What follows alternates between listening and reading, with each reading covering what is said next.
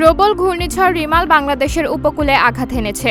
গতকাল রোববার রাত ৮টার দিকে ঘূর্ণিঝড়টির কেন্দ্র মোংলার দক্ষিণ পশ্চিম দিক দিয়ে ভারতের পশ্চিমবঙ্গ উপকূল ও বাংলাদেশের পটুয়াখালীর খেপুপাড়া উপকূল অতিক্রম শুরু করেছে। ঘূর্ণিঝড়টির বিস্তৃতি প্রায় ৪০০ কিলোমিটার। সম্পূর্ণ ঘূর্ণিঝড়টি পরবর্তী ৫ থেকে ৭ ঘণ্টায় উপকূল অতিক্রম সম্পন্ন করতে পারে বলে জানিয়েছে আবহাওয়া অধিদপ্তর। বঙ্গোপসাগরে সৃষ্ট ঘূর্ণিঝড়টি গতকাল রোববার রাত ৮টার দিকে বাংলাদেশের উপকূলে আঘাত করে। এরপর উপকূল থেকে শুরু করে সারা দেশে বৃষ্টি শুরু হয়। বাঁধ ভেঙে প্লাবিত হয়েছে গ্রামের পর গ্রাম। জলোচ্ছ্বাসে তলিয়ে গেছে পুরো সুন্দরবন। ১৫ জেলায় ৮ থেকে ১২ ফুট উচ্চতার জলোচ্ছ্বাসে প্লাবিত হওয়ার আশঙ্কা রয়েছে। ঝড়ের তোড়ে উপড়ে গেছে অনেক গাছপালা, বিধ্বস্ত হয়েছে ঘরবাড়ি।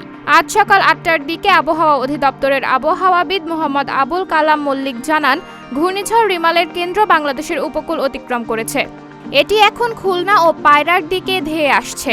ঘূর্ণিঝড়টি ২ ঘন্টার মধ্যেই দুর্বল ঘূর্ণিঝড়ে পরিণত হবে। এরপর এটি নিম্নচাপে পরিণত হবে। ঘূর্ণিঝড়ের প্রভাব পুরোপুরি শেষ হতে ৪ থেকে ৫ ঘন্টা সময় লাগতে পারে।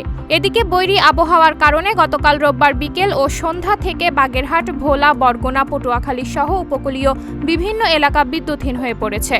গতকাল রাত ১১টায় আবহাওয়া অধিদপ্তরের আবহাওয়াবিদ ডক্টর মোহাম্মদ আবুল কালাম মল্লিক বিশেষ বিজ্ঞপ্তিতে জানান, ঘূর্ণিঝড়টির কেন্দ্র মোংলার দক্ষিণ পশ্চিম দিক দিয়ে পশ্চিমবঙ্গ উপকূল ও বাংলাদেশের খেপুপাড়া উপকূল অতিক্রম শুরু করেছে। চট্টগ্রাম সমুদ্রবন্দর থেকে ৩০০ কিলোমিটার পশ্চিম, কক্সবাজার সমুদ্রবন্দর থেকে ৩০৫ কিলোমিটার পশ্চিম, মোংলা সমুদ্রবন্দর থেকে ১১৫ কিলোমিটার দক্ষিণ পশ্চিম এবং পায়রা সমুদ্রবন্দর থেকে ১৩৫ কিলোমিটার দক্ষিণ পশ্চিমে অবস্থান করছিল। মোংলা ও পায়রা সহ ৯ জেলায় ১০ নম্বর মহাবিপদ সংকেত, ৪ জেলায় ৯ নম্বর মহাবিপদ সংকেত দেখিয়ে যেতে বলা হয়েছে।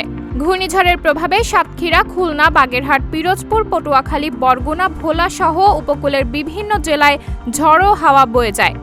বাতাসের গতিবেগ ছিল ঘন্টায় ১১০ থেকে ১২০ কিলোমিটার। এর প্রভাবে বিভিন্ন এলাকায় জলোচ্ছ্বাসের সৃষ্টি হয়।